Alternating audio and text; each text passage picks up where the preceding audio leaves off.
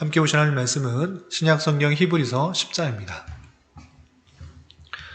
12월 10일 히브리서 10장을 읽는 날인데 다 읽진 않고 우리 1절부터 18절까지만 봉독합니다. 신약성경 히브리서 10장 1절부터 18절까지 말씀, 신약성경 362쪽 전후를 보시면 되겠습니다. 1절부터 18절까지만 함께 봉독합니다. 율법은 장차 올 좋은 일의 그림자일 뿐이요 참 형상이 아니므로 해마다 늘 드리는 같은 제사로는 나아오는 자들을 언제나 온전하게 할 수 없느니라.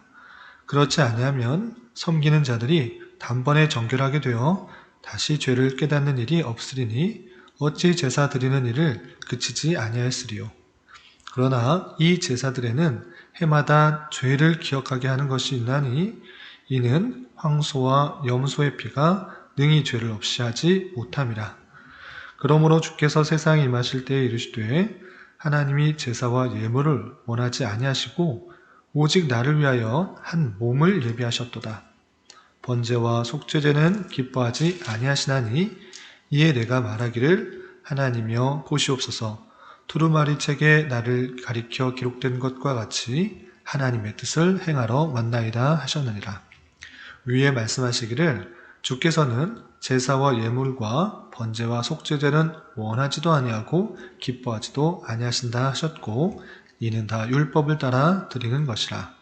그 후에 말씀하시기를 보시옵소서 내가 하나님의 뜻을 행하러 왔나이다 하셨으니 그 첫째 것을 폐하심은 둘째 것을 세우려 하심이라.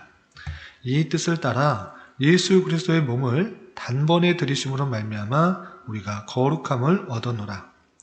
제사장마다 매일 서서 섬기며 자주 같은 제사를 드리되 이 제사는 언제나 죄를 없게 하지 못하거니와 오직 그리스도는 죄를 위하여 한 영원한 제사를 드리시고 하나님 우편에 앉으사 그 후에 자기 원수들을 자기 발등상이 되게 하실 때까지 기다리시나니 그가 거룩하게 된 자들을 한 번의 제사로 영원히 온전하게 하셨느니라.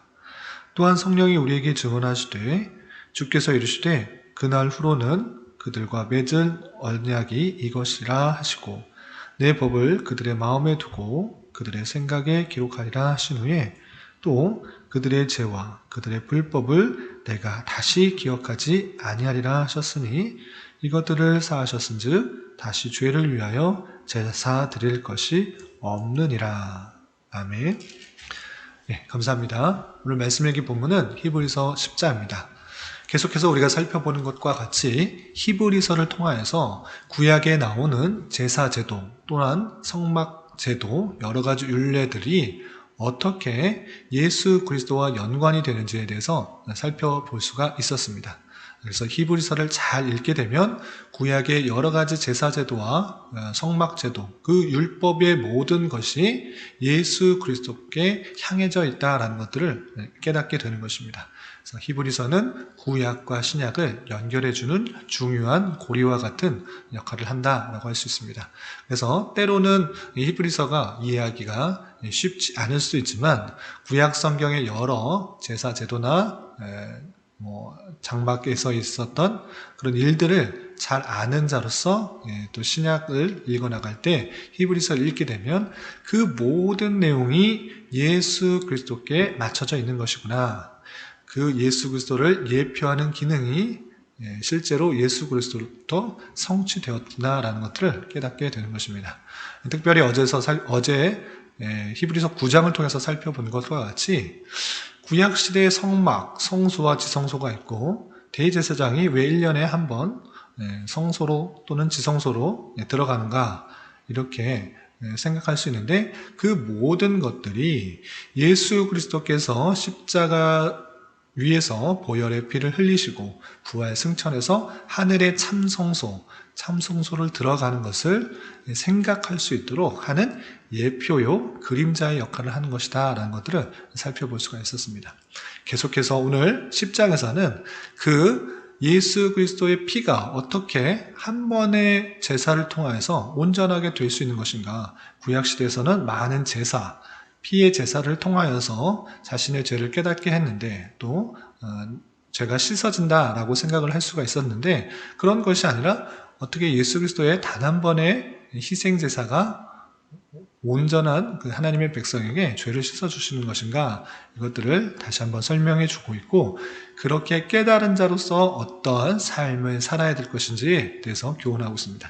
그 내용을 좀 살펴보도록 하겠습니다.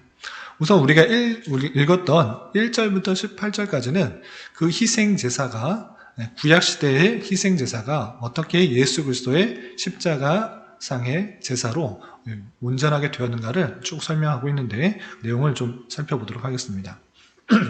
우선 1절에 보면 율법은 장차 올 좋은 일의 그림자일 뿐이요 참 형상이 아니다 라고 표현하고 있습니다.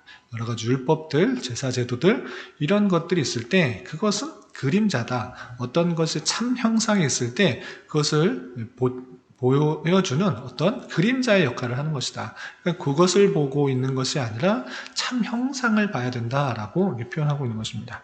그렇기 때문에 해마다 늘 드리는 같은 제사로는 나오는 자들을 언제나 온전하게 할 수 없다라고 되어 있습니다. 제사로서 그의 죄들이 깨끗하게 되는 것이 아니다라는 것입니다. 그러면 왜 그것이 제사를 통해서 깨끗하게 된다 그러면 매년 이렇게 할 필요가 있는가라고 2절에 다시 한번 설명해 주는 것입니다. 그래서 그렇지 않으면 섬기는 자들이 단번하게 정결하게 되어 다시 죄를 깨닫는 일이 없으리니 어찌 제사 드리는 일을 그치지 아니하였으리요. 다시 말해서 그것이 온전하게 깨끗하게 해주지 못하기 때문에 계속적으로 제사를 드리게 된다라고 표현하고 있는 것입니다. 그러면 이 제사를 왜 드리는가? 3절을 보면 이 제사들에는 해마다 죄를 기억하게 하는 것이 있나니 라는 것입니다. 제사를 계속적으로 드리도록 함으로 말미암아 내가 여전히 죄인이구나 라는 깨달을 수 있도록 하기 위해서 제사를 드리게 되는 것이다 라는 것입니다.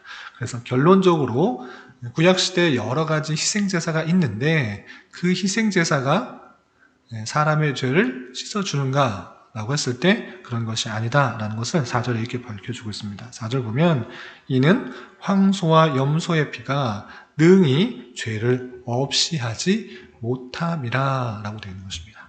많은 제사를 드렸음에도 불구하고 실제적으로는 자신이 죄인이다라는 것들을 깨닫게 해주고 실제적으로 그 죄가 희생제사가 그들의 피를 그들의 거룩을 깨끗하게 죄를 깨끗하게 하지 못한다라고 결론짓고 있는 것입니다. 그렇기 때문에 구약의 제사는 그림자요 참 형상을 보여줄 수 있도록 하는 것인데 그 수많은 제사가 우리를 온전히 깨끗하게 할 수가 없는 것이기 때문에 참 형상인 예수 그리스도의 참된 제사, 참된 희생, 참된 순종의 희생을 통하여서 우리의 죄가 깨끗하게 될 것이라는 것들을 계속적으로 생각할 수 있도록 한 것이 구약의 제사 제도라는 것입니다. 그래서 시편 110편 4절의 말씀, 4절 이하의 말씀을 인용하면서 그냥 형식적으로 드리는 제사와 예물, 여러 가지 번제, 속죄제 그 자체의 제사를 원하는 것이 아니다라는 것들을 다시 한번 강조해 주면서 설명하고 있습니다.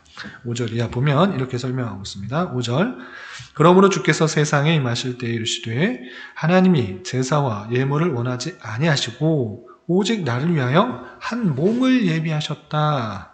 번제와 속죄제는 기뻐하지 아니하시나니 이에 내가 말하기를 하나님이여 보시옵소서 두루마리 책에 나를 가리켜 기록된 것과 같이 하나님의 뜻을 행하러 왔나이다 하셨느니라. 아멘. 그러니까 번제와 속죄제, 제사와 예물 이런 자체를 기뻐하는 것이 아니라 한 예비된 그 몸을 하나님께서는 참으로 세우시고 그것을 통하여서 온전히 죄가 씻겨지게 된다는 것들을 표현해 주고 있는 것입니다. 사람이 죄를 범하였기 때문에 사람이 대신하여 그 죄를 사해 줄 수가 있는 것입니다. 자신이 죄의 값을 감당해야 되는데 그 죄의 값을 감당하는 것은 사망이기 때문에 감당하면 모든 것이 끝나버리는 것입니다. 그렇기 때문에 그것을 대신하여 죽을 사람이 필요했는데 그 분이 누구신가? 아무 흠이 없으신, 아무 죄가 없으신 하나님의 영광의 본체이신 예수 그리스도를 사람의 모습으로 오게 하셔서 그가 십자가에 달려 돌아가심으로 말미암아 이 세상의 모든 택하신 백성의 죄를 씻어주게 된다라는 것들을 표현해 주고 있는 것입니다. 그래서 10절을 보면 이 뜻을 따라 예수 그리스도의 몸을 단번에 들이심으로 말미암아 우리가 거룩함을 얻었노라. 아멘. 예수 그리스도께서 십자가 상에서 피 흘려 돌아가심으로 말미암아 우리가 거룩하게 된 것이다 라는 것입니다. 이 세상 모든 사람이 이제 더 이상 제사를 드릴 필요가 없으며 참 중보자여 큰 대제사장이신 예수 그리스도께서 십자가상에 피 흘려 돌아가심으로 말미암아 모든 죄사를 완성시키신 것입니다. 이제 더 이상 그 예수 그리스도를 생각할 필요가 없고 더 이상 그림자를 따라 행할 필요가 없는 것입니다. 이제 그 제사가 참으로 완성되었기 때문에 우리는 그 제사, 참된 제사, 그 참된 희생의 제사를 깨달은 자로서의 삶을 살아야 되는 것입니다. 그래서 예수 그리스도께서 단번에 들이심으로 말미암아 몸을 희생제사로 들이심으로 말미암아 우리가 거룩함을 입었다. 우리의 죄가 사해졌다. 속죄죄였다라고 하고 있는 것입니다. 그래서 12절에 보면 오직 그리스도는 죄를 위하여 한 영원한 제사를 드리시고 한 번의 영원한 영단번에 영원한 제사를 드리심으로 말미암아 이제 더 이상 제사를 드리지 않는 것입니다. 제사를 드릴 필요가 없게 된 것입니다. 한 번의 그 제사로 말미암아 이제 모든 제사는 없어지고 그 예수 그리스도의 보혈의 피의 제사를 믿기만 하면 구원을 얻게 되는, 속죄가 되는, 거룩함을 잊게 되는 그런 사실 가운데 있게 되는 것입니다. 그래서 14절 보시면 그가 거룩하게 된 자들을 한 번의 제사로 영원히 온전하게 하셨느니라 라고 되어 있는 것입니다. 구약시대 수많은 제사, 속죄제니 번제제니 화목제니 수많은 제사, 그 제사는 그림자요 예표적인 성격을 가지고 있는 것이고 참된 예수 그리스도의 희생제사를 계속적으로 생각하고 깨닫게 하기 위해서 그렇게 제사 제도를 드리게 한 것이고 그 자체를 원하신 것이 아니라 예수 그리스도의 한 몸을 원하셨기 때문에 예수 그리스도께서 그 십자가상에서 모든 것을 이루셨다. 영단번에 모든 제사를 이루었기 때문에 우리는 그 제사를 통하여서 거룩함을 입고 죄사함을 얻게 된 것이다. 이렇게 표현하고 있는 것입니다. 이제 거룩하게 되었고 영원히 온전하게 되셨다라는 것입니다. 결론적으로 마지막으로 18절에 이렇게 표현하고 있습니다. 이것들을 사하셨은즉 다시 죄를 위하여 제사 드릴 것이 없느니라. 아멘. 이제 더 이상 예수 그리스도를 믿는 자들은 제사를 드리지 않습니다. 제사를 드리는 것이 아니라 우리가 이렇게 나와서 하나님께 예배하고 찬양하는 것을 제사라고 표현하는 것이 아니라 예배 드린다라고 표현하고 있는 것입니다. 그렇기 때문에 잘못 쓰는 표현 중에 하나가 여러 가지가 있는데 그 중에 하나가 제단이라는 표현입니다. 우리들 기도하실 때 이 제단에서 기도하는 이런 표현들을 많이 하는데 제단이라는 표현은 제사를 드리는 단을 표현하는 것입니다. 제사를 드릴 때 필요한 상, 그런 단을 표현할 때 제단이라고 표현하기 때문에 이 제단이라는 표현을 신약시대 또는 기독교 성도 안에서 사용하는 것은 조심스럽습니다. 쓰지 않는 것이 좋습니다. 왜냐하면 이것이 예배 드리는 것이지 제사 드리는 것이 아니기 때문에 이 제단에라고 표현하면서 하는 것은 좀 사용하지 않는 것이 좋고 강단이라고 발을 바꾸어서 표현하는 게 좋습니다. 또 한 가지 이제 얼마 안 있으면 12월 25일 성찬절이 돌아오는데 이것을 그냥 흔히들 그냥 크리스마스라고 이렇게 표현합니다. 크리스마스라고 무슨 뜻인가 뭐가 잘못인가라고 할 수 있는데 이 크리스마스라는 것은 크리스트 예수 그리스도 마스, 이것은 미사에서 나온 그런 말입니다. 그러니까 예수 그리스도의 제사, 예수 그리스도를 생각하면서 제사 드리는 날이다라고 하는 카톨릭에서 나오는 용어입니다. 그렇기 때문에 카톨릭에서는 지금도 제사를 드립니다. 사제가 있고 그 사제가 제사를 드리는 것으로 하는 것입니다. 그것이 바로 성찬입니다. 성찬을 통해서 예수님께서 십자가에 달려 돌아가신 그 희생의 제사, 그 제사를 다시 한번 반복함으로 말미암아 자신의 죄가 사해진다고 생각하고 있는 것이 성찬이요, 미사, 제사인 것입니다. 그래서 카톨릭에서는 그 성찬, 일반 그 예배와 성찬을 좀 분리합니다. 그래서 이 미사라는 용어는 1차적으로 일부의 성격되는 그 예배와 같은 형식이 끝나고 미사, 성찬을 할 테니 돌아갈 사람은 돌아가라 라고 하면서 미사 의식이 행해지면서 성찬이 행해지는 것입니다. 그거는 구약시대 제사 제도와 같은 의미로서 예수님께서 십자가에 달려 돌아가신 그 제사를 반복하는 그런 모습을 보이는 것입니다.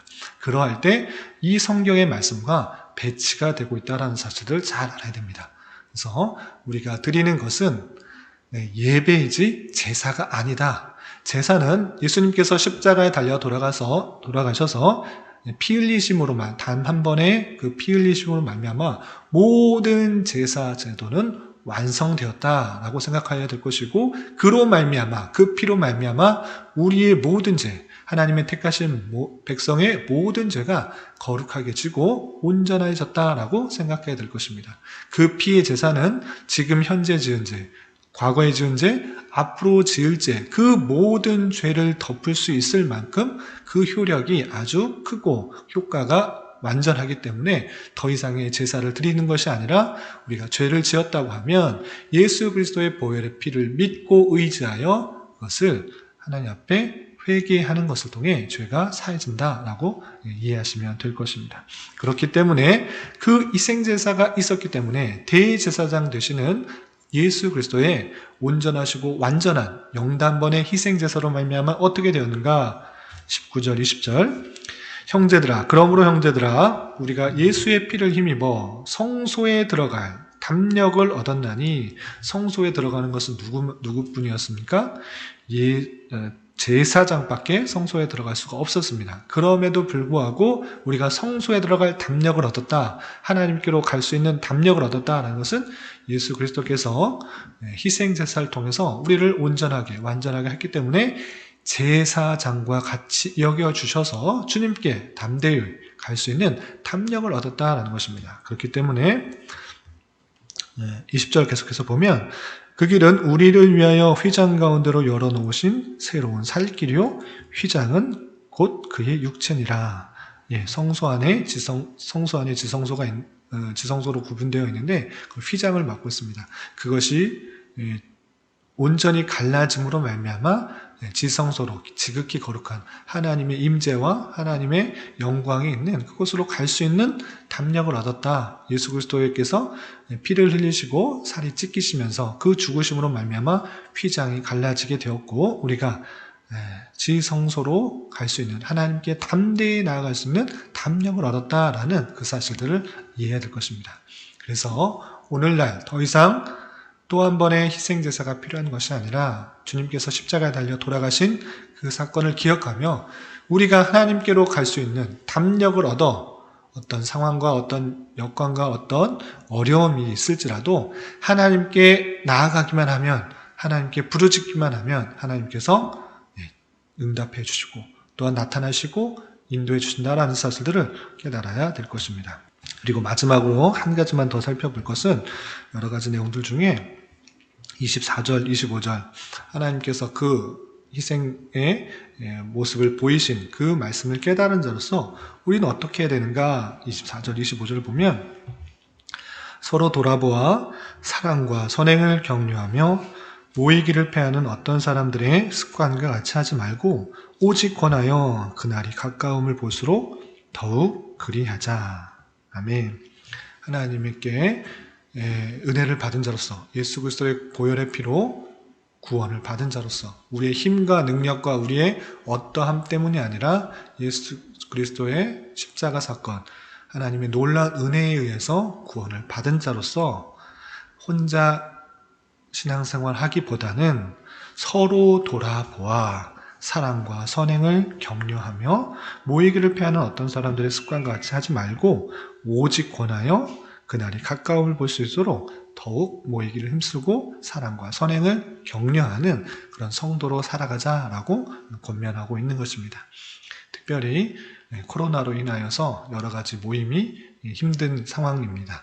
계속적으로 비대면으로 예배를 해야 되고 또 모임을 가져야 되는 그런 형편 가운데 있을 때 이런 것이 편하다, 이렇게 계속 지내면 좋겠다 라고 생각할 것이 아니라 더욱더 모여서 서로 선행을 격려하고 사랑을 하고 서로 주님 안에서 올바른 신앙생활을 할 수 있도록 격려하며 교제하는 그런 모습이 일상적이고 바른 교회의 모습이다라고 생각하면서 이 현실과 이 상황을 안타까워하면서 하나님께서 이렇게 어렵고 힘든 상황을 주신 이유가 무엇인가, 또한 이 땅에 사람들이 얼마나 부패하고 타락하고 교만해지고 있는지를 되돌아보면서 겸비하여서 겸손하고 또 낮아져서 하나님의 뜻을 더욱더 찾기에 힘써야 될 것이고, 일상적인 신앙생활의 모습, 함께 모여 사랑과 선행을 격려하여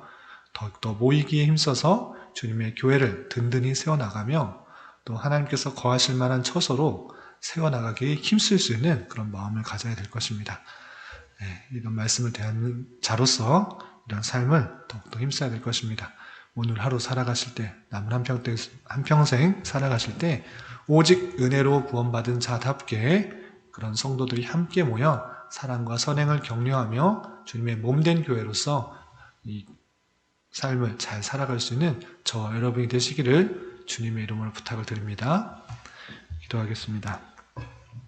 하나님 아버지 감사합니다. 오늘 말씀을 통해서 예수 그리스도께서 십자가의 보혈의 피로 단 한 번의 제사를 드리심으로 영원히 택한 백성이 온전하게 되어 더 이상 제사를 드리지 않아도 됨을 깨달았습니다. 이런 사실을 깨달은 자로서 우리가 더욱 주님께 담대히 나아가 주님의 은혜를 간구하는 자 되게 하여 주시고, 또한 구원 얻은 백성으로서 서로 돌아보아 사랑과 선행을 격려하며 더욱 성도의 교제를 잘 이어나갈 수 있도록 은혜를 베풀어 주시옵소서. 주님, 그러나 코로나 사태로 인하여 많은 모임들이 제한되고 예배 또한 함께 모여 드리기 힘든 형편입니다. 주님, 불쌍히 여겨주시고 서로를 향한 관심과 기도는 계속적으로 이어질 수 있도록 인도하여 주시고, 특별히 저희 교회에 처음 함께한 여러 세교우들 마음과 생각과 상황과 형편을 주님 붙들어 주시고, 어렵고 힘든 형편 속에서도 주님을 더욱더 의지하며 말씀 안에서 신앙생활을 할 수 있도록 은혜를 베풀어 주시옵소서. 또한 육체적으로, 경제적으로, 가정적으로 다니는 직장으로 말미암아 여러 가지 어려움과 아픔이 있는 교회 내 여러 지체들 가운데 함께하여 주시고 위로하여 주시며 회복시켜 주시사 주님의 선하심과 인자심을 깊이 경험할 수 있는 기회 되게 하여 주시옵소서. 주님, 나라와 민족을 위해 기도합니다. 계속되는 코로나로 인하여 많은 이들이 고통과 어려움 가운데 있사오니 주님 불쌍히 여겨주시고 이 땅의 교회들이 더욱더 겸비하여서 주님의 뜻을 찾고 순종하게 힘쓰게 하여 주시고, 특별히 이 나라 위정자들을 붙들어 주셔서 이 모든 사태가 또 안정화되고 또 많은 혼란과 갈등 속에 있는 이 나라가 안정될 수 있도록 긍휼을 베풀어 주시옵소서. 주님, 우리 교회를 주님께서 또 이곳에 세워주셨사오니 주님께서 예비하신 영혼들을 보내주시고 진리의 말씀, 생명의 말씀으로 힘을 얻고 위로를 얻어 함께 주님의 교회를 온전히 세워나갈 수 있는 은혜 허락하여 주시옵소서. 이 시간 각자 간절히 간구하는 기도 제목 주님께서 들으시고 가장 선한 것들로 응답하여 주시옵소서. 예수님의 이름으로 기도드리옵나이다. 아멘.